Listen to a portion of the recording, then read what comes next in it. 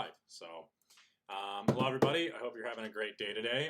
My name is Jake from Umbrella IT Services, and today we're going to be talking about social media marketing with my good friend Gabby Dickert from GDCommerce. So, I know that social media is a crazy combination of art and science that can be a little bit overwhelming for most folks, especially if you don't have any previous experience working with these platforms like Facebook, Google, LinkedIn, Instagram, etc.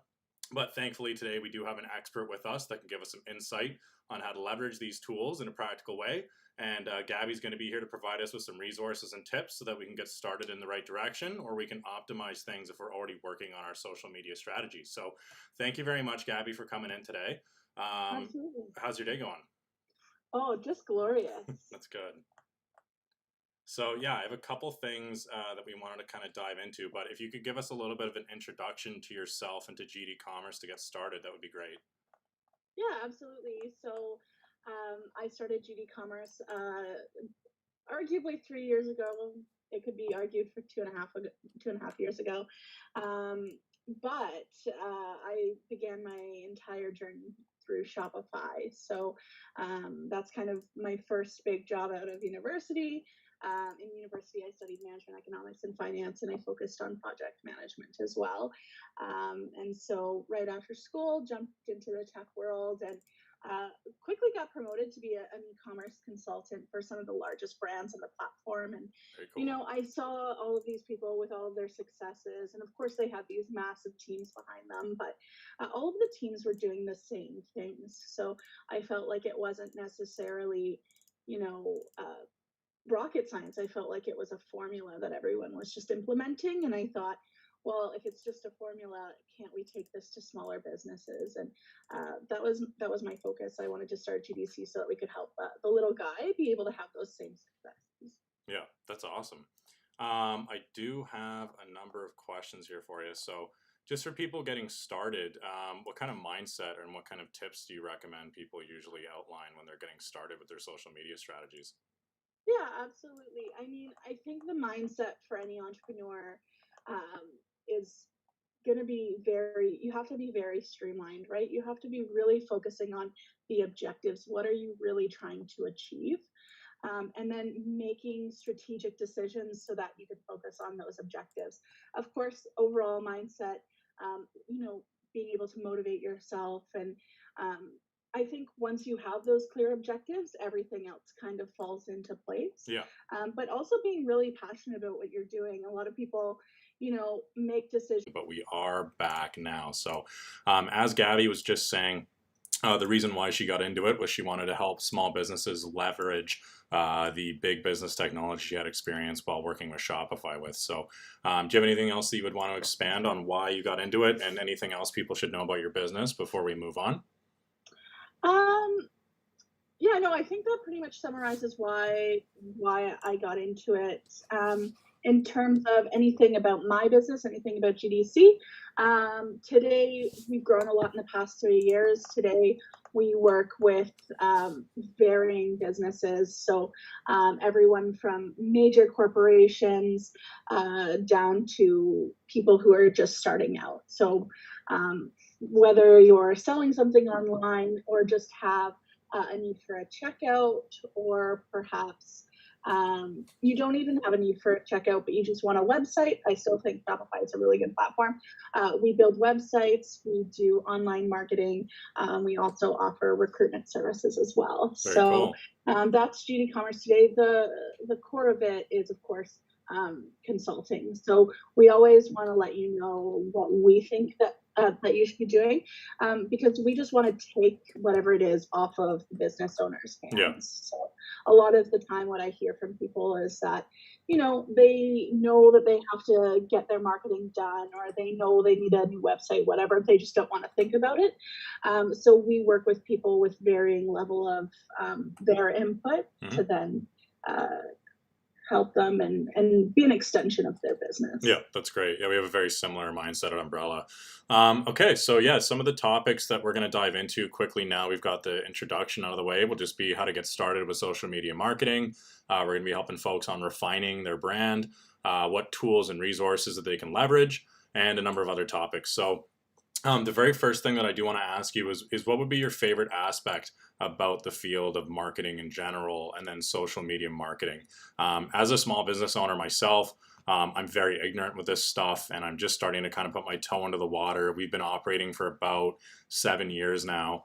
And I've just operated off of word of mouth. That's been very good for my business. I'll go to networking groups. I'll have friends of friends refer things. My existing clients will refer me clients. But I've never really try to broadcast a message or refine my brand or focus on things like that. I usually just focus on, okay, here's a problem. I know I can fix that problem. I know I can do it better than anyone else. And I'm going to talk to my local community about that. But I've never actually tried to do a big broadcast. So what would be your favorite aspect of social media marketing? And what do you think the biggest benefit is for businesses like mine or larger, more established businesses or people that are just starting off? Right. So there's a lot in that question. So my favorite thing about any online marketing or social media marketing is having the ability to speak one-on-one with your customer. And I feel very passionately about that because it's very akin to my roots. So before I went to school, I haven't mentioned this yet, I actually worked in radio and television. And when you're doing that, you're also talking to one person. And Yeah. so you're, at the end of the day, you're really building a relationship with whoever you're listening to. And so ultimately, at the end of the day, social media marketing is just building a community of people that you're having a one-on-one relationship with. Because often when you're having these conversations and you're being authentic in those interactions, people feel like they have a relationship with you. Whether or not that's a two-sided relationship, they feel like they know you in a certain way. And that extends to influencers and individuals as we're using our own accounts, but that also extends to your business. And so one thing I like to think about when we're looking at massive corporations is we still want to kind of relay the same things that we're relaying as a mom and pop shop when we're looking at social media. And that's that there's a human behind the brand. As soon as you add in that human element.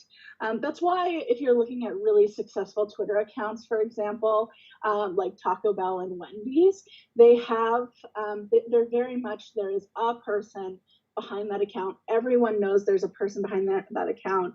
And we know the tone of voice for those accounts as well. And if you've ever interacted with them or seen memes from those accounts, Oh, yeah. you know what I'm talking about. Yeah.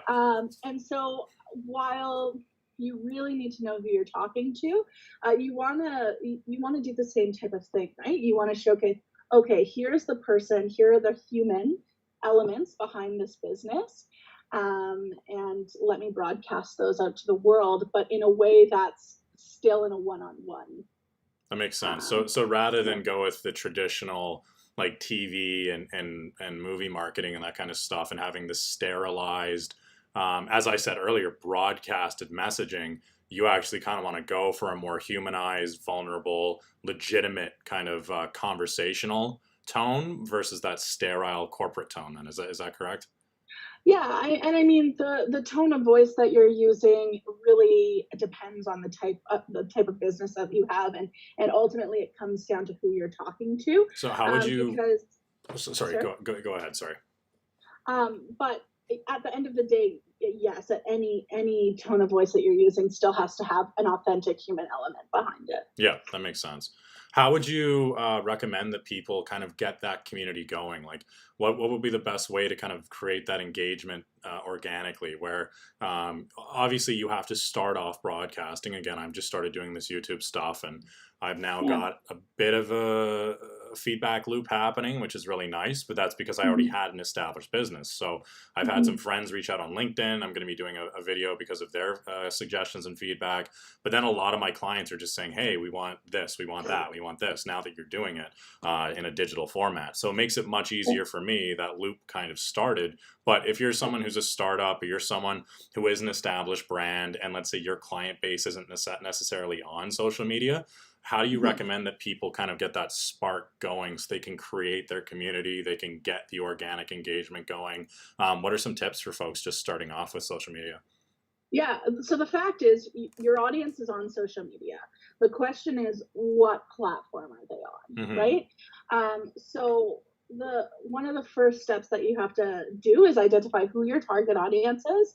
And then the second step is making sure you're directing every step after the first one, is making sure that every decision you make is targeted toward those people. So one of my big philosophies is that I think it doesn't make sense for every person to be on every social media platform. And that's something I'll repeat again and again and again. It just absolutely doesn't make any sense. People are wasting their time so that they can, post on Instagram every day, post on Facebook every day, sometimes multiple times a day. And that's just not a very strategic way of trying to accomplish what you're trying to accomplish.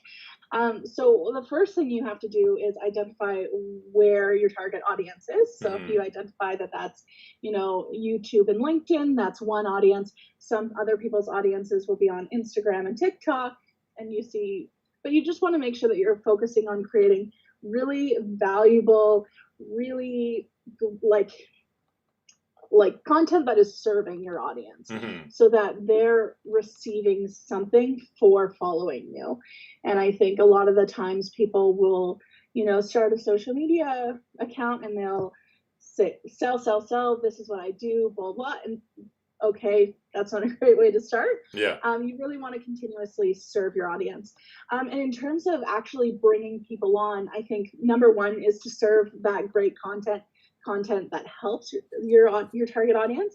And then the second part, and this is the most important part, is you really have, arguably the most important part, you really have to engage with folks who are in your community on that platform. Gotcha. So the biggest mistake I see people make is they go on and they say, okay, well, here's my really great content. I'm serving this to you.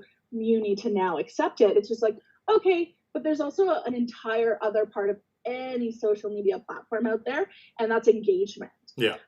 And without engagement, you're not going to be able to do anything. So that means commenting, real authentic comments on other people's, depends on where you are, on other people's videos, on other people's LinkedIn pages, sharing really great blog posts, or sharing something that you see and saying, oh, okay, well, this might be able to still serve my audience. Or engaging in the comments is going to be the best thing, no matter what platform you're on.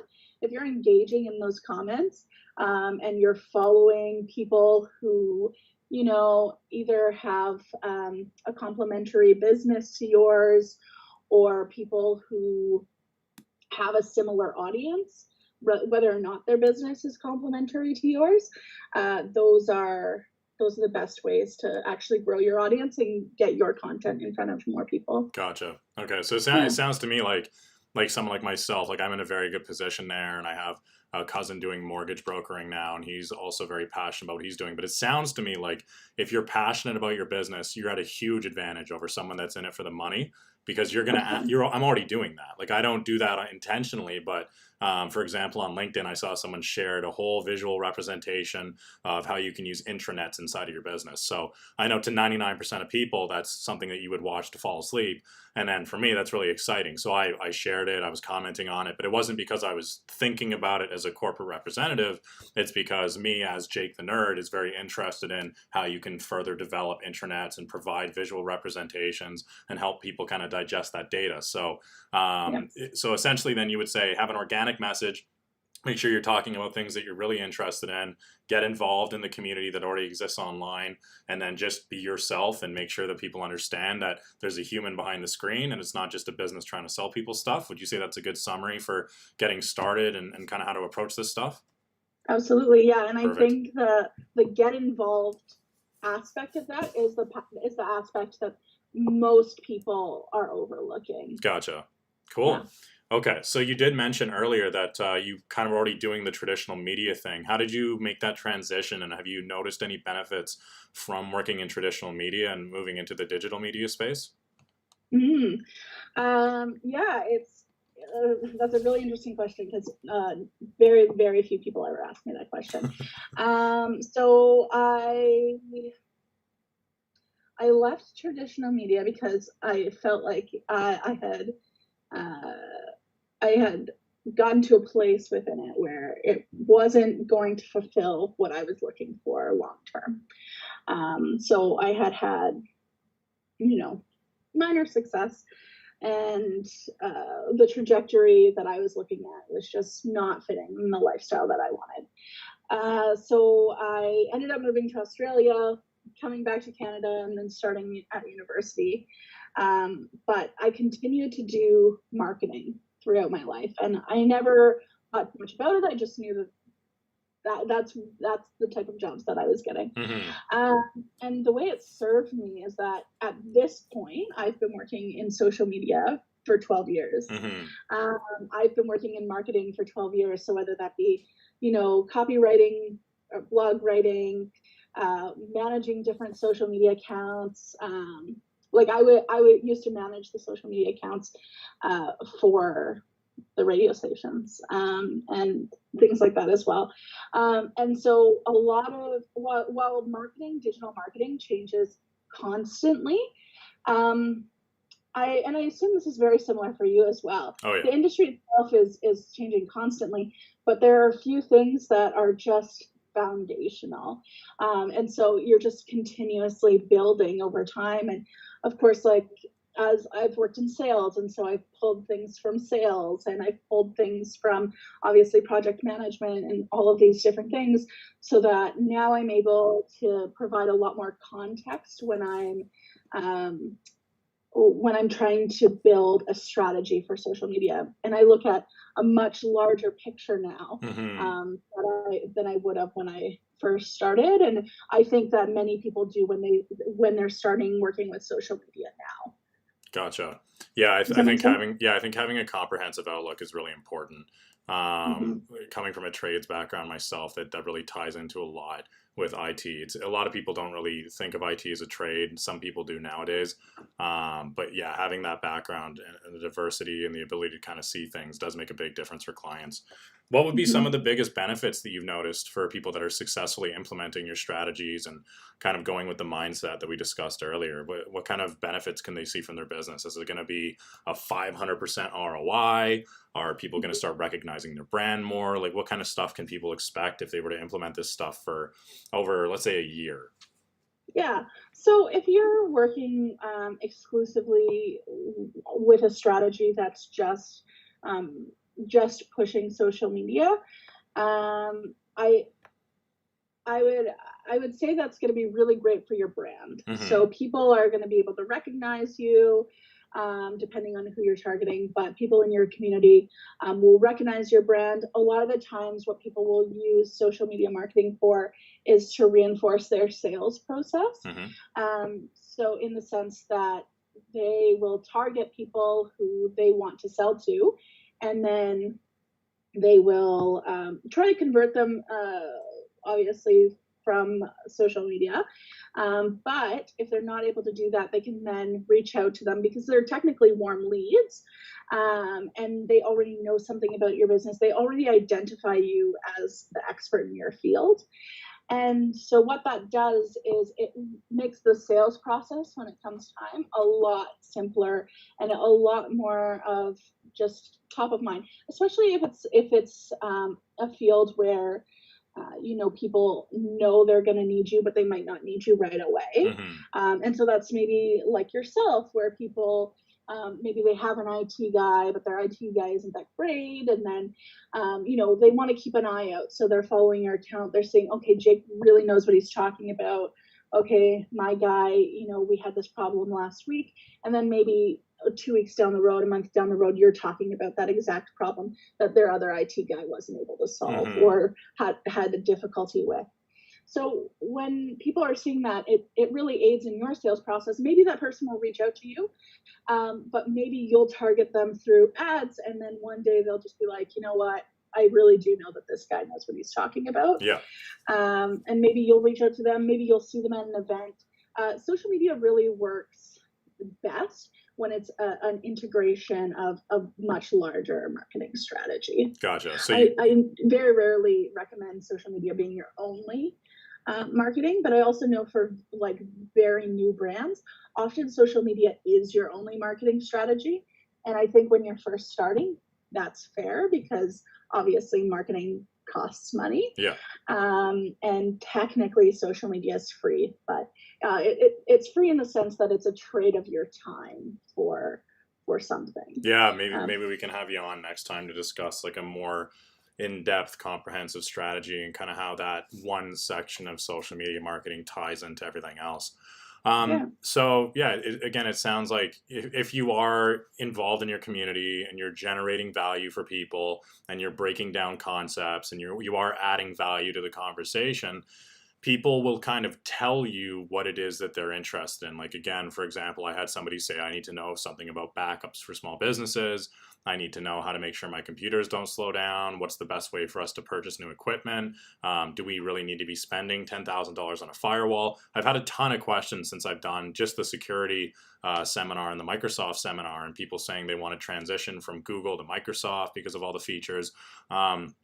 So all I did really was put out a little bit of knowledge that I had into the community, into a video. And I'm very happy that people took the time to watch that 3-hour video or just skip to the parts they were interested in. But again, I think it all kind of ties back into that feedback loop. So it sounds to me, again, like if people are going to be generating legitimatately valuable content, people will tell them, I'm interested in this. This is what my business needs. This is what I need. This is what my friends are interested in, etc. And then it kind of sells itself. Like, all you really need to do is not focus on the selling and focus on just giving people the opportunity to hear what you're saying. And then if they are looking to purchase that, they will naturally and organically trust you already, and that conversation will be a naturally occurring thing. Is that also correct?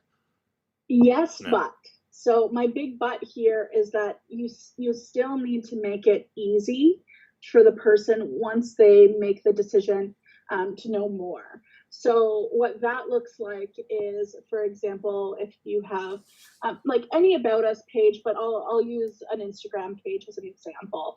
A lot of the times, a big mistake that businesses will make is, they'll put their bio saying, or their bio will be simple, but doesn't really explain what they do. Somebody going on will have to scroll through their feed to kind of assess what someone does. The biggest thing that you need is if somebody goes to your help page or somebody clicks a link in your bio, they need to know what you do. Yeah. And they're not even going to click the link until they know what to do or what you do. So if we're looking at an Instagram page, for example, we'll want to make sure that you utilize the highlights, for example. Yeah. Let them know what your services are. Show them some testimonials of other people who are using your service and really enjoy it. Let them know about some of your different offerings so that they can make the decision for themselves. Oh, this is what Jake from Umbrella IT does.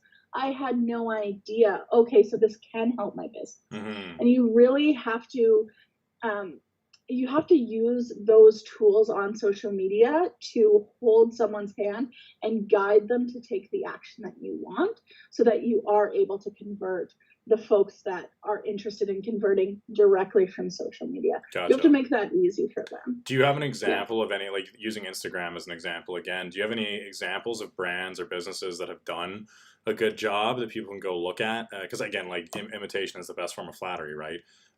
Is there a page or something like that you recommend that you've seen that has done a good job leveraging Instagram and the highlights and the bio, and just you look at it and you're like, well done, instead of getting PTSD looking at a page like my Instagram page, for example, which is That's so funny. it ignores everything you just said. Okay, so the problem with bios is that they update a lot. So I just took a look to see if it was still up. But there's this guy, Casey Neistat, he's on YouTube, and it's not like that right now, so people can't go take a look. But Casey Neistat for a while had one of the best bios I've ever seen because it was so easy. He said it was something along the lines of like, I make videos on YouTube, watch it or watch this one, and then there was like 2 arrows, and it had the link to his latest video. And it's just like, it's quick. You understand what he does. And like, that was it. It was clean. It was simple. And it was very, like, I assume it was very effective. Mm-hmm. Somebody like Casey Neistat, I mean, the other thing is that they have the swipe up feature, because as soon as you have 10,000 followers on Instagram in particular, you'll be able to tell people to swipe up, and then you can put a link directly in your stories. Yeah, I can't think of any other examples on the spot of people who have really great bios, but the formula is still the same. Like, it's highlights, potentially frequently asked questions, and Yeah. testimonials. So testimonials provide social proof. Services obviously tell people what you're doing, and frequently asked questions answer any quick questions that people might have immediately off the top of their head. Cool. Okay, that's good to know. Speaking of companies like mine that don't do a very good job with Instagram, what are some common mistakes that you see people making when they're getting started with this stuff, or just as they've been running the show for half a decade and they're still making the same mistakes? What are some really common mistakes that you see people making that have a bigger impact than they think they might? Okay. So a big one is inconsistencies. So, and this kind of comes from the ethos of I need to post everywhere all the time. People will create a lot of social media accounts, and they won't necessarily do anything with those social media accounts. And maybe they do for a month, and then it trails off. The best thing that you can do is be consistent. Yeah. So if you commit to posting 3 times a week on Facebook, post 3 times a week on Facebook. You can pre-schedule all that content so that you have a month's worth of content, 3 months worth of content, which is what I personally like to do. Yeah. But make sure it's consistent. If you feel like you have a lot of time, don't post 3 times a day. Post 3 times a month, but do it for the next 6 months. You know what I mean? That makes sense. And then if you want to change things out, because of course, when you're posting that far in advance, you might lose tone, you might lose, as we saw yesterday with the Instagram blackout, for example. If you had just scheduled a post, for yesterday, you would want to have gone in and made sure that didn't post, for example. And you do want to make sure that you have your thumb on the pulse of, or not your thumb, your finger on the pulse of whatever is going on social media, so that you're not coming off tone deaf. But going in and making those little changes takes a lot less work than going in every single day and coming up with, a caption and a photo and whatever else you need to be able to do the post. So lack of consistency is a big issue. Inconsistency is a big issue, but also not knowing who you're talking to. And as I mentioned at the very beginning, like, you first identify who your audience is, and then you consistently talk to them. Mm-hmm. And so that's a big thing. Like, you want to make sure that you're always talking to your audience. You don't want to just be talking to everybody, because if you're talking to everybody, you're talking to no one. Yeah. So you really want to target those audiences specifically. And if you have multiple audiences, that's fine. You just want to make sure that you're talking to the right people on the right platform. That makes sense. Mm-hmm. Okay. So essentially make sure you have clear messaging, and then know who you're talking to, and just stay consistent. That's it. Even if you're posting once a week, then you're posting once a week. It's better than not posting at all. And you know what? Like, posting once a week is still significant. Mm-hmm. It's not like a lot of people are just like, oh, well, you only post once a week. It's just like, okay, well, that's what that person has capacity for. Yeah. And you don't have, the ability to hire someone to do your social media. And that's what you have. You have once a week. That still benefits you through the algorithm, as long as it's consistent. You do every Friday at 9 a.m., maybe 9:01, 9:02, fine. You post at the same time every week. That's still great for the algorithm. They know that you're a reliable person. They know that you're engaged. So I would say that the consistency is just number one. Gotcha. So two things really quickly. You mentioned posting on a schedule. You can pre-schedule all this stuff. So I kind of want to ask you about what kind of tools you recommend people use, whether that's software, resources, whatever. But you did just mention the algorithm. Can you kind of break that down for people and what that means in terms of Google or Instagram? Yeah, I mean, I could. That's a lot. That's a big question. Essentially, all the algorithms are a little bit different depending on what they're looking for, depending what they're trying to optimize. Across the board, you can make a few assumptions on every single algorithm. So number one, you need to engage. You need to engage in their community. So what does the algorithm do exactly? That's what I want to make sure everyone is kind of on the same page about. Yeah. Absolutely. So the algorithm kind of identifies whether or not your content is content that they want to push. At the end of the day, their goal is to keep viewers on the platform or users on the platform for as long as possible. So we want to be taking steps that help them achieve their objective. And if that's how you always think about it, you don't necessarily need to worry about, oh, the algorithm changed or, like this minor change. Because at the end of the day, if you're doing the things that they need you to do, which are, posting valuable content, creating valuable content that keeps people engaged, if you are engaging with other creators on the platform, and if you are, being authentic in that and not trying to use any bots or anything like that, you're trying to do that yourself, then you're working toward, you have a common goal, and then you know that the algorithm will work in your favor for the most part. Yeah, because my understanding of what an algorithm is you have a company, like you said, Facebook, YouTube, Instagram, whatever, and their goal, as you mentioned, is to get people hooked on their systems, and they want you looking at it all day, and they will make smart suggestions to you by using these algorithms. So if you're watching a sports video on YouTube, it's going to suggest a sports video next, and then it's going to suggest another sports video, and then it might suggest a commentator as part of that video, and it'll just go on forward. So the way I understand that is it has a priority list of content that it pre-ranks to deliver to different people based on their behavior on the platform.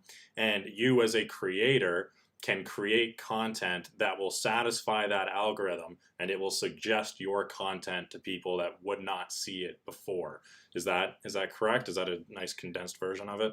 I think that's a very well condensed version of it. I think if you need to see an example of it, all you need to do is be on TikTok for 2 weeks before TikTok serves you content. I don't even know if it takes 2 weeks, but before TikTok serves you content that you think was literally designed for you. Gotcha.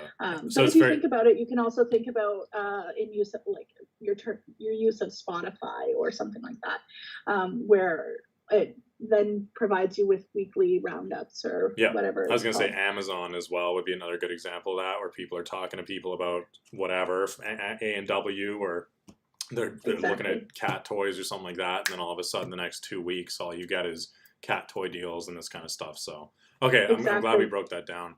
Back to the immediate question. What kind of tools do you think people can use in their toolkit? So you already mentioned doing things like scheduling posts and being able to post to multiple platforms at once. What tools do you guys use? What can we use? What are some things that every small business should have in their toolkit moving forward? Because I know, like for myself, I've heard of Hootsuite. I don't know if that's the right one. I've heard of Buffer, I think is the other one. And I know for me, my iPad that I use for the marketing stuff, it's just got a row of icons, and it's just Twitter, Facebook, Facebook Pages Manager, Google My Business, and like a couple of other things. Are there apps we can use that'll do everything for us? Is there analytic tools we can use? Like what kind of stuff do you usually recommend as like a small business starter kit for social media? Yeah, so when I'm talking about a small business starter kit, I actually want to recommend the absence of a lot of tools. So what I find is that when people are first getting involved in social media, they're like, okay, I need to download this, I need to download this, I need to do all these things. And at the end of the day, there are maybe 3 things that you need. So number one, a content scheduler. And a content scheduler may or may not post what your content is, but it's a way for you to organize what content is coming up. So whether that be a content calendar, Hootsuite, there's another one called Later that I really like, or even just using the platforms themselves. So for example, if you're scheduling Facebook content, you can do that right from within Facebook and pre-schedule it out for the next month or so, however long you want. So you can always just schedule it from directly within the app as well. But yeah, scheduling content is going to be a lifesaver because you need to be able to do that. Yeah. Number 2 is the acknowledgement that analytics exist. And so in order for you to get a business profile, you have to have 100 followers first on Instagram. And so my first thing is, if you don't have a business profile on Instagram or a creator profile, that's necessary exclusively for analytics, because you need to know who's following you. You need to know who are you talking to. And if your followers aren't necessarily the people who you want them to be, what you can do is you can actually check out your discovery page or your discover page on Instagram and see what types of content are showing up there. And that's the kind of content that kind of shows you who Instagram thinks you are. So you want to make sure that the content that's showing up on your discover page, and thus the content that you're interacting with, is content that your target market would want to interact with. Gotcha. So the more drilled down that you can be with that content that you're interacting with and that you're sharing, whether that be through the hashtags that you're using, the locations that you're using, different things like that, the people that you're tagging, you want to make sure that that discover page reflects the people that you're looking for. Okay. And then the third thing is, if you want to be more advanced in your analytics, which is going to be the most important part, you want to use UTM parameters. And UTM parameters essentially allow you to provide more information on what someone clicked on to get to your website. So that's a longer term conversion thing, but I would do them in that order. So what does UTM stand for, and what is a UTM parameter? Because I actually don't even know anything about that. I think it's Urgent Tracking Module. Okay. Model. Urgent Tracking. So it's like a Google crawler, basically, where it's something that finds something online, and it's a cookie tracer. So if someone goes to a website, if they click on a link, if they search something up, then it's going to say, this person looked at NASCAR. You're probably going to send them some stuff about Budweiser. Like, is it that kind of stuff? It's not kind of that stuff. So essentially what it does is it's you have to provide your own context for it. Yeah. So what you do is you would add a link, and it has to be a link to your website.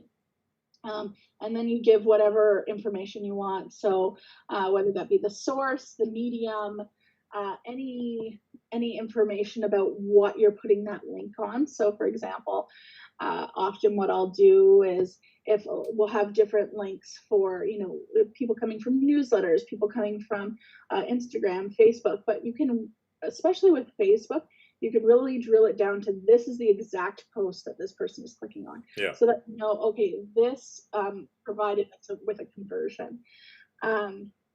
So anytime you're doing any sort of selling, anything like that, if you add those UTM parameters that have to be created, and then you would identify that information from within Google Analytics. If you go to that level of detail, that'll help you with the conversion part of social media. So which basically, at the end of the day, everybody wants. Yeah, so it basically tells you, like, the person that went to this website came from Instagram. Yeah, and you can drill it down even further. You can, depending on, you could give it a week. You could give it, depending on the link. You can drill it down even to the link if you have Linktree or some sort of program that lets you put in different links. Yeah. You can drill it down to which link they actually clicked from Instagram as well, so which is what provides you with a lot of data. So you mentioned that we want to have a post scheduler, and you said that Facebook pages would just let you do that. Does Instagram let you do that? Not from within Instagram, but that's when we would use something like Later. Later, okay. So Later would be your recommendation for scheduling? You could use Hootsuite as well. Hootsuite, I just find is better for agencies or people who are dealing with a lot of different a lot of different accounts. And if you are, I mean, Later is as well.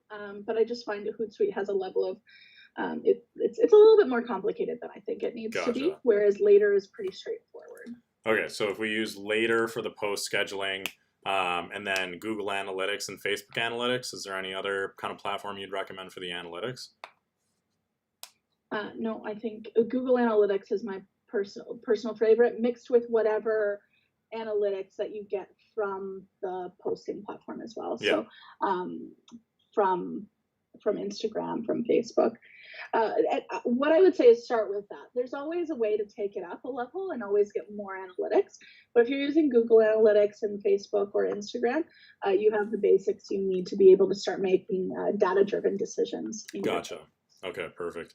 Cool. What kind of platforms would you recommend people get started with then? So, like, I know myself, I went with Instagram and LinkedIn, Mm-hmm. and then I just use Facebook as a signal booster. But I know that I already have a lot of very, very valuable conversations with people on LinkedIn. They're in my sector. And I know that Instagram is just, I'm already addicted to it, and it's really easy for me to kind of promote the ideas that I'm trying to talk about. And a big thing for me is being able to visually represent the concepts related to IT because, again, if someone starts talking to you about different encryption methods and how to secure your business and stuff like that, it gets very long-winded and it's very difficult to keep track of things. So I'm trying to Mm-hmm. get a visual format for that going on. So I decided to go with Instagram.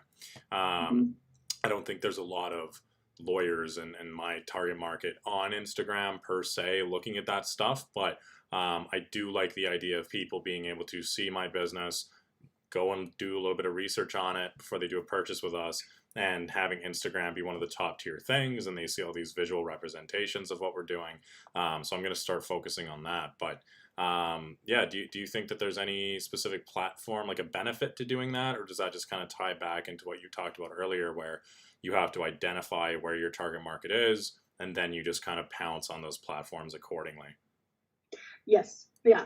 So I would say you could make an argument for your specific business Hmm. for Pinterest if your end goal was to focus on people outside of Vancouver as well Hmm. for whatever reason. So if you started doing a digital like more digital services Yeah, where that you makes don't sense. have to necessarily be in person, I think you could make a really good argument for Pinterest for you in particular. Yeah. And that's because you've talked about the visual elements, things like that. But yeah, at the end of the day, it comes down to every specific business, who your target market is, who you're trying to focus on, and yeah, it includes things like, okay, well, we need to tell this story with visual elements, or maybe our story requires more video elements. It both limits, but also it limits what platforms you should be focusing on. But also, like at the end of the day, if it's video elements, I mean, across all platforms, you're gonna want to use some video elements if possible. So it both limits it, but also provides you more opportunity. Gotcha. So what I would say is first identify who your target market is, and then learn about those different platforms and which one your business should be on. And that's something that we talk about in our social media training as well. Gotcha. Yeah, the Mhm. social media training is great. I want to get into that just in a bit here. So what would be an example of a business that's kind of nailed the concepts that you're talking about, whether that be on Shopify or Instagram or Facebook or LinkedIn, whatever? What would you say is a good example? I know you already mentioned Wendy's. Maybe you could dive into how they've done such a good job with their social media. And then what would be an example of a company that kind of went the other way? They used social media and it actually ended up hurting their business, or their social media page hasn't gotten much traction, even though they're a multi-billion-dollar corporation, or maybe it's just a small business that kind of made the wrong statement at the wrong time. Like you mentioned Mhm. earlier, given the situation with the blackout yesterday, I don't think Mhm. anyone really wants to have like Wells Fargo giving them a bunch of advertisements right now, and this kind of stuff. So yeah, what would be an example of a business that's done a very good job, and then can you explain why you think they've done a good job, and then what would be an example of a business that's kind of dropped the ball and the consequences of that? Mhm. Yeah, two businesses come to mind. Um, and I think the business that I really enjoy their social media presence on Instagram, for example, is Best Buy. Oh, okay. And I know that that's kind of weird, because Best Buy, but they have really great integrations. I just pulled it up. No, yeah, of course. Um, they've been using a lot of video, and they do some really fun animations Yeah. with their products. They're The amount of content that they're creating is just incredible, and it's not boring content. Like, at the end of the day, what they're selling is equipment for home, whether that be like computer equipment or kitchen equipment, TVs, appliances. Like, it's very hard to make that accessible and exciting. And Yeah. I think Best Buy does a really good job of that, to the point where they have hundreds of thousands of followers. And as Best Buy, I don't like, it blows my mind because I've been following them for about 3 years now, actually. Yeah. And so just to watch this and see how it's progressed, it's been really cool. Yeah, I'm just scrolling through their page right now. This is like very, very, the aesthetic's really consistent, like you mentioned. Everything has like similar lighting. It looks like they're really focusing. I don't want to open anything because it's all IGTV that I can see. So like you said, it's a lot of communication happening, and it looks like there's a lot of two-way conversations happening here. I can see most of their posts have a lot of comments, lots of likes.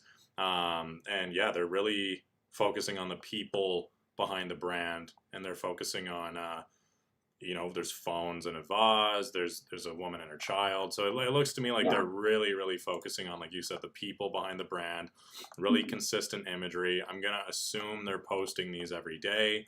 I can see a lot of the employees, and then a lot of like just the little tiny things that I can see they're trying to highlight. Like, there's a Marvel page, there's those little instant coffee things, businessman and a businesswoman, older guy being helped out by somebody. And then they're highlighting their employees. So that is really cool, actually, especially given like my industry, and they have the headphones and the laptops spelling out dad for Father's Day. Very cool. Because it is difficult to make tech sexy. Like, I can't really go on and talk about like, oh, the new Cisco VPNs, they really good. Like no one gives a shit that we've switched over from like PPTP to, you know what I mean? Like, it doesn't resonate with people. People don't really care about that, but it is a lot easier to kind of be like, this is our employee, these are the things he's done, these are what we're going to try to do for you, these are the solutions we're going to bring in and the benefits you're going to get from these. So Exactly. when you're focusing on those communications, I'm going to use my cousin again as an example, but he's talking about like mortgage financing. Like, again, I don't really understand. But like, how would you recommend somebody like that, who's got kind of a drier topic, how do you recommend that they represent themselves and kind of break down those ideas on these platforms to make it more engaging? Education. Yeah, education. I think I think with mortgage in particular, there's so many things around it that people don't know, and I think, especially if it's targeting a younger demographic, there's just so much information that people don't know. And what's interesting to me is that, especially around finance in general, people don't talk about it, and this is actually low key something that I'm really interested in as well. But that's because I studied management economics and finance. And it's so interesting to me to see that, our generation, people our age, are functioning with so much debt, and they're not trying. It's not necessarily that they're not trying, but they're not able to put themselves in a much better scenario financially. And I think when you're looking at mortgages tie so closely to finance. So I think whatever information that he can use to educate an audience, I would suggest that he works pretty closely and collaborates with, a financial planner, perhaps like an investment banker, perhaps different, and just talks about different types of investing and why you would want to invest in a home and what the benefits are. Because I think there's also a lot of, you know, things going around about whether or not it makes sense to buy, especially in Vancouver. Yeah. I'm not sure if he's based in Vancouver, but you know, whether it makes sense to buy versus whether you want to just invest your money in the stock market. And because the way I see it is it's very much a trade-off, right? So what value do you get from owning your home, and like what does that provide you? Does that provide you with a sense of security? Does it provide you with a sense of accomplishment? And what is that worth to you?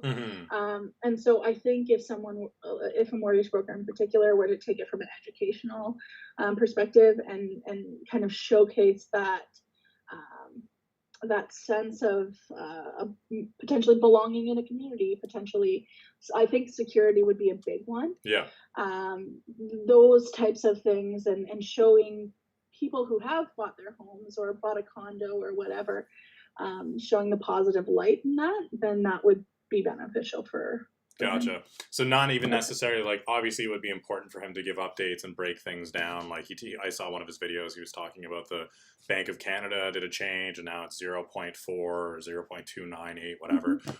So that stuff is important, but also including things like how to get to the point where you can afford to buy a house, and actually starting to kind of target, like you said, if he wants to go after a younger audience, he could take a more financial consultant / advisory kind of thing. And then when people are ready to buy, they're like, I've been following this guy for 1.5 years on Instagram. I don't really know anything about him, but I am now no longer buried in debt. I've gone from living off of $1,000 a month, like I did for a couple of years, to get to be a little bit more financially stable. And I just did it through restrictive budgeting. But he might be able to say, you don't have to live in poverty. You can actually start putting $50 away every month, and that's your this budget, and that's this. And he can partner with financial advisors, kind of the way that you and I have partnered and brought in IT to bring in social media marketing. And we're going to be bringing in Kevin to talk about WordPress security and a bunch of other folks from all over the place. And I'm trying to kind of build this community. So it sounds like that's a good approach for him to take. Now, Absolutely, yeah. Now, kind of working with complementary businesses. Yeah, okay, that's really good to know. That's more on the service side, which I think we've covered a lot of. Looking at more of like the product side of things. I think this would be pretty much the last question that I have for you. Would be actually I have 2 more questions. So looking at more of like the product side of thing, I have another friend of mine. She has an online tea store. With that kind of stuff where you're trying to promote products instead of services, is there a big difference, or is it the same kind of thing? There is. Okay. I think it's a significant difference, because what you're trying to accomplish with product-based businesses is very different, right? With service-based businesses, as I mentioned, you're working to, you know, let people know about it. It's really a slow build. With product-based businesses, the transaction is a lot cleaner, right? So you're saying, I have this to offer you. Yeah. If you want it, buy it. Yeah. So it's a lot more straightforward. And it's actually kind of interesting that we haven't talked about product-based businesses up until now. But I think also just with the nature of both of our businesses, it makes sense to go for service-based. So I think there are a few things that somebody who had a product-based business can do. And the number one thing I would suggest, hands down, number one thing, is to have an online store and connect that to your Facebook and Instagram. And that's because you want to make the checkout process as easy as possible. So somebody who's selling tea, obviously you're going to want to showcase the different benefits of the tea. But also you do want to create a brand around that tea. Like, what does it mean to drink your tea? Why am I drinking your tea instead of, David's tea or Tazo tea, or even just like orange peacock from the grocery store? You know what I mean? So I think telling that story around the brand and identifying the lifestyle of the person who drinks your tea and showcasing that lifestyle it's more important to come from that perspective when you're talking to your audience than um, than necessarily showing you who the business owner is. Mm-hmm. Because I think when you have a product, the product can speak for itself. But when you have a service-based business, the business owner or the team behind the business is really the face of it. Gotcha. And I think when we kind of tie it back to Best Buy, they're able to showcase both the human element. And to be fair, they've only started to implement the human element into the Best Buy feed in the past. Like I would say probably it was in 2020 that they started to do that. Gotcha. Someone got hired and fired. Maybe Bit of a shakeup, most likely. Okay, cool. And do you have any influencers or market leaders that you would recommend people kind of follow? So I know obviously yourself, GD Commerce would be a good idea for people to follow just to get tips and this kind of thing. I know you guys put out a course recently. I'm about halfway through it, and I've learned a lot through there. So I know that this interview is a much more casual, relaxed kind of thing, but you guys are hitting people hard with facts there, and it's very, very valuable. So I would recommend people check that out. But just in case of like I follow Gary V on Instagram. I've been the more I listen to him, the more I get turned off of him. But I follow him. I know he's one person I really like, and then I just follow a bunch of other leaders in my space, like Cisco, Meraki, and other vendors, and I follow other influencers who've kind of they've built an 8-figure MSP, a managed services provider like my company, they've sold it, and then they just go on Instagram, and either they're doing things like charity, like one guy I know from Vancouver goes around in a Lamborghini and drives kids from St. Paul's Hospital around, which is awesome. But being able to just kind of see these leaders, like again, I mentioned earlier, I learn best from watching. You know, I'm not the brightest guy, so monkey see, monkey do. And do you have any people you would recommend that people can follow for general things like marketing, social media marketing, anything like that? Either it's people or associations. It's so funny that you say the longer you watch Gary Vee, the more you get turned off by him. And it's funny because I agree, but I think at the core of Gary Vee, he has the right messages. Yeah. But I agree. Yeah. But I would say Gary Vee is one of them. There's another woman, her name is Jenna Kutcher. In terms of watching someone build digital products and sell them, whether that be courses or I think she mostly sells courses, but she also sells some other offerings as well. Jenna, I think for myself, has been very good because we do similar work. There are a lot of people out there who are good at social media, and I think it just makes sense to follow whoever is good at social media in your industry, or who's good at social media, but maybe is speaking to an audience who has the same demographic that you're targeting. Yeah. So for me, one of ours is the Birds Papaya, who just happens to be a girl from Guelph. I'm originally from Guelph as well. So it's nice to kind of have that town connection. But other than that, she's been able to build an audience of over 1 million people.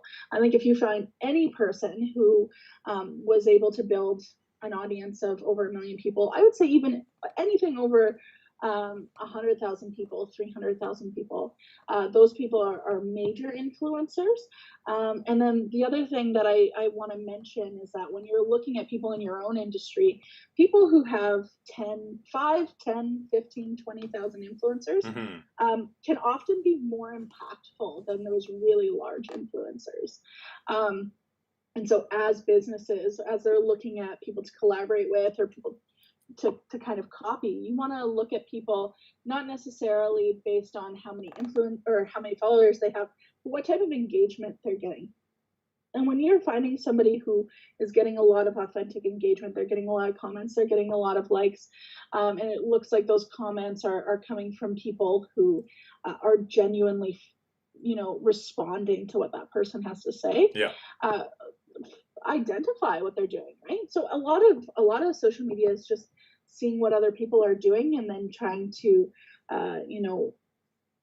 mold it into something that feels authentic for you, and then putting that out there, That makes sense. whether that has a different voice or it has a different tone or it has a different message altogether. So we did actually just get a question from Vodasafe here, one of our good friends of Umbrella here. They're just asking any particular advice for B2B marketing on social media. And if I create content that is evergreen, should I post it to all of our social channels at the same time, or is it better to stagger the content across the channels across several weeks? So yeah, do you have any particular advice for B2B marketing and any answer to that question about staggering content? And thank you very much, Carlin, for that question. I'm assuming that's you behind the keyboard. So thank you for tuning in. Yeah, absolutely. Thank you so much for that question. That's great. Yeah, absolutely. B2B content. I mean, you want to really focus on making sure that you're on the platforms where the people who are making the decisions are, but you also want to make sure you're focusing on the platforms with the people who are likely to be the ones to reach out to you or who are going to be looking for the solutions. Because with B2B, obviously, and we all know this, you often have two different people, right? You have the person whose job it is to find you, and then the person who has to make the decision. Mm-hmm. And so you have to to a certain extent have to target both of those people. First and foremost, you have to target the person who has to find you. But then the person who has to make the decision, if they've heard of you before the person whose job it was to find you brings you to their attention, if they already know about you, they've already seen something from you, that's going to make their decision a lot easier. So when it comes to sharing evergreen content, I mean, I love that you already have that information, right? I love that you already have the knowledge that that's what you need to be doing. Never post it on every platform at the same time. And that's kind of the quick and dirty answer. And I think the best way to do this is taking different parts of that content and sharing it on different platforms. So it makes sense, right? Because if it's a blog post, you can fully share the entire blog post on LinkedIn. LinkedIn loves that. So for sure, go ahead, share the blog post as a LinkedIn blog post. Killer. Love that for you. But then when you're going to YouTube, for example, like you can't just share a blog post. So if you're sharing anything on YouTube, perhaps you're creating a little video with a little sound bite or something like that, talking about the same concept. Maybe it's a little vlog where you're talking directly to the camera. When you're translating that over to Facebook, perhaps you're sending a link to the blog and then talking a little bit more about those, the most important parts of it. When it comes to Instagram, you're obviously going to need a graphic that shows the title, or maybe shows some of the most important parts of it, maybe showcases a quote from within it, and then more information down below, link in bio. But again, like you have to be cognizant of the fact that the person who is following you might be following you on all those platforms. And we all know that nobody wants to see the same thing posted again and again and again. So yeah, I would say stagger that over a period of time. If it's a really time sensitive blog, I know, for example, when all of COVID happened, all of our clients wanted COVID blogs. We need to be updating our clients on what's happening right now, for sure. Those types of things, 100% across every platform, share it. Yeah. Because it needs to get out there. Yeah. And that stands for something like this as well, what we're doing today. Like we have this event, this is coming up. Share it across all your different platforms, share it in a little bit of a different way. But when you're coming to just creating different content, you want to do it in a very strategic way where you're thinking, okay, we're going to share it on this platform today. Maybe we'll share something else on Facebook. Maybe we won't share anything on Facebook. Maybe we'll share about this exact same thing tomorrow on Facebook. So that if somebody didn't have a chance to read it on Instagram the first time, then they have a chance to read it on Facebook, then they have a chance to read it on LinkedIn. Because a lot of the times the people who are following you are going to be following you on all the different platforms. That makes sense. Have you noticed a particular type of social media marketing or messaging has a bigger effect towards B2B than it does B2C? And can you also just really quickly, I don't know what evergreen content is. What is evergreen content? Oh, evergreen content is just content that lasts forever. Got it. Okay. So it's something that doesn't necessarily have an expiration date. So a lot of the times when you're looking at creating content that benefits SEO. Mm-hmm. You'll create evergreen content, and then you just take the date off the blog posts, so that if somebody down the road is looking, they're not like, oh, this is from 2016. Gotcha. And on the business side of things, you're not like, okay, well, it's from 2016, but it's still relevant today. That makes sense. Okay, so yeah, so in terms of content specifically for B2B, like let's say I was going to design an Instagram page for a B2C business and a B2B business, what would be some big distinctions that you would notice on the B2B page versus the B2C page? There wouldn't be many on Instagram, because at the end of the day, you're still LinkedIn talking to one or person. any platform, I should say. Yeah, I still, I think I stand by that. Okay. Because at the end of the day, you're still talking to one person. I think what the content looks like wouldn't change too much, other than the fact that you're obviously talking about very different things. What you want to keep in mind at any point, whether you're talking B2B or B2C, you're still talking to the person whose problem it solves. Mm-hmm. You know what I mean? So you're just saying, okay, here is how we're solving your problem. Yeah. Here is how we're fulfilling an objective for you. So for Carlin specifically, I know she's an engineering firm that's created some life-saving technology that's able to see underwater. It helps rescue teams. They've done an absolutely fantastic job with that. So if their target market is going to be big unions that are part of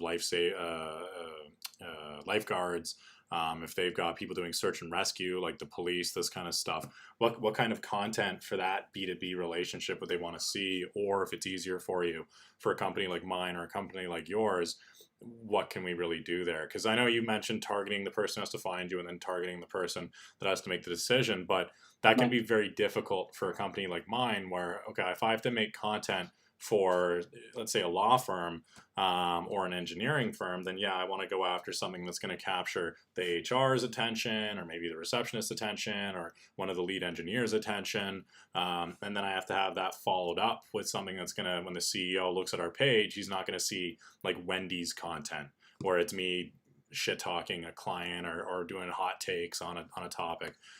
So Right. What kind of distinctions would you want to do there? I just want to kind of get a starting ground for a B2B page, because I feel like we haven't quite dove into that stuff just yet. And then I think we're all good. Yeah. Well, I think at the end of the day, like if part of your audience doesn't want to see Wendy's content, you just don't post Wendy's content. Yeah. And I think ultimately the content that brings in the person who's looking for you, the person who's looking for you doesn't find you on Instagram, is the fact. The person who's looking for you is probably finding you on, LinkedIn or Google. Mm-hmm. When it comes to B2B. So like, I think the biggest differentiator is going to be what platforms you're on, right? It's not going to be the content. It's going to be the platforms. So focus on LinkedIn, really. Yeah, LinkedIn is a really great place. It really depends though, because what they're going to want to do in particular is showcase photos or videos of the use. So we want to show photos or videos of people.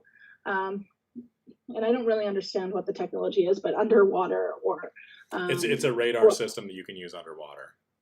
Okay, so perhaps just using it, or and a similar situation, right? Like infographics that showcase the technology. But at the end of the day, most people don't really care about the technology, to be honest with you. Yeah. Most people care about what is the problem that it's solving. Yeah. So if you can showcase what the problem is that it's solving, that's going to be your best thing. And Perfect. if you can showcase people using it, that's even better. Okay. And if you can, have social proof on there, saying, okay, well, these people are backing us up, kind of co-signing for the product. That's really great. Yeah, I mean, but the actual fundamentals are going to be the same, whether it's B2B or B2C. Yeah. It's going to be, the differentiating factors are going to be what platforms you're on. And obviously you have a different product or a different service, so the content that you're sharing. No, I think that really answers a lot of questions, especially for me, like, because I learned that the hard way. No one gives a crap about what I do. No one Yeah, cares that I'm no using one this cares. encryption. No one cares that I'm using this kind of backup and restore. They care that when the lights go out, people can get back to work and IT has it covered within 5 minutes instead of waiting 2 days. When they have a Yeah, problem, they want to be able to call us and hear something either immediately or be guaranteed within 15 minutes to hear back. They don't want to wait 2 days or a day like their competitors. So I've started to really highlight that in our assessments and these kind of things. It does make a big difference. So yeah.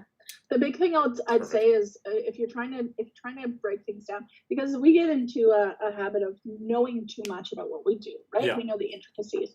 So the big question I like to ask myself when I'm trying to break things down is like, what does that, right? Like, what does it mean that I do this? It doesn't matter if I'm telling you all about this great strategy that we do. What does that mean for you? Yeah. And then in addition to that, if I'm trying to find out what does that mean for you, we like to ask why 7 times. Yeah. This is So you start Socratic with Method. whatever you think you're achieving for the client, Yeah. and then you say, well, why is that impactful? Why? Yeah. 7 times. And then by the time you hit 7, your answer's probably there. Yeah, absolutely. I like to use the Socratic method before we implement any solutions. Like, I don't want to be Yeah, selling people snake oil. I don't want to be doing anything that's not actually valuable. And if you can't answer why that many times, what you're doing probably is not that valuable, to be frank. yeah, I don't like speaking in absolute terms like that, but I do see a lot of people that just kind of act as this is one of the reasons I'm not a big fan of Gary Vee anymore, is a lot of these people do just act as middlemen for mhm, Chinese trash that's just being mass produced. And they think that they're making a big difference in the world when in reality they're one of 25,000 merchants selling the exact same mass produced garbage. And they're only in it to try to make $5,000 a month, like they saw in a YouTube video. And again, as soon as you peel back, why are you doing this? To make money. Why? I don't know, then you're not doing the mhm. right thing. But in VodaSafe's case, again, they did say thank you very much, especially for the specific deep dive on them. So thank you very much for the question. I appreciate it. And then hopefully we can create more valuable content for you in the future. But in their case, again, they're making life-saving technology. They're employing a ton of great people to get that done. Even if they save one life with the different radar and sonar sensors that they're making, I'm probably butchering it, but that's fantastic. And what my business does, we've been able to empower a number of other businesses, 45 small businesses, hundreds of different fire hall associations, people like Scotiabank, HBO we've worked with. So being able to look back at my last 7 years and see that I've made a difference with those communities, that's what I'm all about. I have a lot of competitors and a lot of people in the space that end up getting exposed because they'll have a big presentation set up with thousands of people. They'll call in sick and then they get shown on Instagram at a hockey game after all these people have paid for things ahead of time. They got their cash, they ran out the back door. So I think it is really important, again, to kind of highlight if you are one of those people that's really passionate about what you do, make sure that you're highlighting that and showing people like, I got into this because it's something that I can't not do. Like, I don't know what I would do if I got taken away from IT stuff or being able to help educate people about things. And I always loved that kind of stuff. So I know a lot of other folks like yourself are fanatical about what we do. And it's really good to know that we can start to use social media as a tool to highlight that stuff. So I just want to say thank you very much for coming on today, Gabby. It means a lot. Yeah, This is the absolutely. first time I'm doing this. So hopefully we don't have another technical glitch. So I do apologize to you about that. Is there anything that you would want to talk about or kind of promote? I know you have the course that you're doing right now, which again, I'm about halfway through. I'm getting a tremendous amount of value out of it. I'm very excited to kind of get that finished up. I know I want to schedule a meeting with you as soon as that's done, just from what I've learned in there. And I really, really want to start taking the social media marketing and other marketing stuff very seriously. So, one, thank you for producing that. Two, thank you for coming on the show. And yeah, just let the people know if there's anything you want to talk about. Yeah, absolutely. Yeah, I just kind of want to echo that. I think a lot of the people, if you're listening to this webinar now, this interview, whatever it is, you might be in a place where you want to learn a little bit more about social media. And again, we've been having this conversation in a very casual way, and I'm very much about taking action. And so, what I've done is I've created a social media training, and I've actually done it just because I'm a little bit lazy and I don't want to keep training my employees on Yeah. how to do social media. So, this is the exact training that I give my employees when they start working for me, on how to manage social media. So after they do this training, they go in and they start working on client accounts. And so I'm really confident with the training that is in this, or with the content that's in this training. And I just want to provide that to as many people as I can. So as of right now, it's almost 2 o'clock on Wednesday. If any of you are interested in, getting this training and taking action, what it is there's 9 courses, and then every course has a video, a written out module, and then an action based application exercise at the end, so that at the end of the 9 modules, you'll have a month and a half to 3 months worth of content created for your business. So you'll have everything ready to go, and it'll take you through everything that we've talked about today. So everything from identifying who your target market is to identifying what platforms, learning a little bit more about Google Analytics, and then ultimately converting that audience. And it does talk for both service-based businesses and product-based businesses. So I'm really happy with how this training has turned out, and everybody who has tried it so far is just loving it, just like yourself, Jake. Yeah. And so if anyone here is interested in signing up, it's learngoodcommerce.com. And up until Friday, I'll leave this special introductory pricing on. It's only $99, and I'm also going to throw in an extra bonus if you do sign up before the end of day on Friday, and that's going to be a 30-minute one-on-one with me. And I don't normally do this, but I know if somebody's watching this, they probably are going to have a little bit of extra questions. I usually like to do a little Q&A section. So at the end of, when you complete the training, I'm happy to hop on a call with you and answer any questions that you have, if you have any clarifying questions. It also gets you into the Good Commerce community on Facebook, so you can ask any questions in that group as well. Yeah, that's a really good point as well. In regards to the package at learngoodcommerce.com, again, I just want to say that that is very, very valuable. $99. I thought you were charging $999 when we first talked about it, and after I got a bit of a sneak peek at it from you, I would have paid that. So thank you again for making it so accessible for people who are either social media marketers right now, or they're people who own small business that are interested in it. It's super, super valuable. I recommend folks check it out. And as you mentioned just now that I forgot about, the Good Commerce group on Facebook. So I've been part of that for about a year now. I'm one of the lurkers. I don't post. But it is, again, a community of other business owners and other people interested in learning about this kind of stuff. And I've seen some people post some things and met some people through there, and it has been really valuable. So I would recommend people on Facebook check out your Good Commerce page as well.